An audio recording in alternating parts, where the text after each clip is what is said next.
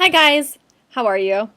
I'm here today. I just want to talk to you about opportunity costs and I want to share a story from my personal life. Hopefully it'll help you understand opportunity costs a little better. You're all going to face the day where you graduate high school and you're going to have to make a decision what you want to do with your future. So, looking back, it started when I was a sophomore in high school, which would be 10th grade. So it's not too far along for you guys. And we always talk about that. You got to start thinking about your career and college or so be wherever you want to do. But now's the time to start thinking about it. I made the decision as a sophomore that I wanted to pursue volleyball more seriously. So I chose to stop playing basketball and running track, and I committed to playing volleyball full time. My goal was to achieve a athletic and academic scholarship to a university, and my goal was high. I wanted to play Division One. So, fast forward a couple years, I started getting calls, not a couple years, I guess my junior year, I started getting calls from coaches because they could contact you at that point. So I started my list. I started weighing my options. I started compiling my likes and dislikes about the school, and this is where opportunity cost came in for me. As a Division One athlete, you get your tuition and room and board paid for. As a Division II athlete, you would get some of your tuition and some of your room and board. In Division III, it's just academic money. So I had coaches from all levels calling me, and I didn't want to count anyone out. I wanted to give everyone a fair shot, and I started narrowing down my decision.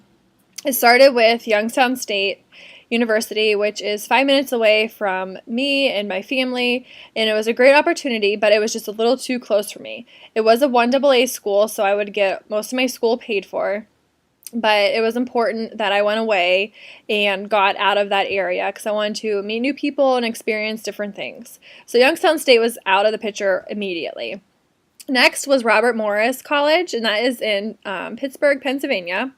And it was out of state, and I love the campus, but the coach wanted me to walk on the first year. And for you that don't know that, walking on is walking on a team and not receiving a scholarship for it, but potentially earning one. So it was a risk, and as much as I liked it there, my goal, again, was to receive a scholarship. So I, told the coach I was going to keep looking. So here comes my senior year, and it is between LaSalle University, which is in Philadelphia. I visited there 3 times, one by myself and twice with my parents because I really, really liked it and I wanted to make the best choice possible. Well, even back then, it was really expensive. Probably for tuition and room and board, it was $30,000. And LaSalle was a Division I school, 1AA, excuse me, and they could only offer me so much money. So with my academics and with volleyball, they were able to knock it down that I would be paying $12,000 a year. So from $30,000 to $12,000, that's a huge chunk of change. I was excited. I weighed my options. It was a huge city, Philadelphia was. It was a great campus and a lot of opportunity and a lot of fun things to do, and the team was great. I would be able to start my freshman year right away, so again, that was important to me too. Well, because I'm patient, I played my senior year in high school, and then I played travel ball. Well, turns out I was playing for the Kent State volleyball coach for my travel team. Well, then she started heavily recruiting me. And as a senior, it's kind of rare that you get looked at then. Usually you know your colleges and your opportunity and where you're going to go. So Kent State was in the picture. It was 45 minutes away from home. I love the coach so much. I met some of the girls. I played against some of the girls that I'd be potentially teammate with the following year. So this was a huge decision for me.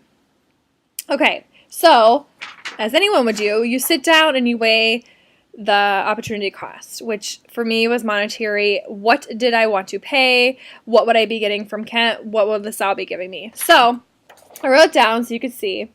This is kind of what I put. LaSalle is $30,000, It was 8 hours away from home. The cost to travel would have been more. I would have to fly home or spend a whole day driving. And my parents wouldn't be able to watch me all the time. So that was LaSalle. And then here is Kent. Kent at that point was $18,000. I would pay $0. It's 45 minutes away from my house, so then my family would be able to watch me play more often. So, to me, that was a no-brainer. I had a wonderful opportunity and I couldn't pass it down. So, again, to put this on paper for you, LaSalle, $30,000. They gave me 18, which equaled 12. Kent was 18 minus 18. I paid 0 for my room and board. So that is kind of what swayed my decision for college. And I hope many of you are in that position and have that opportunity that you get to pick between a couple.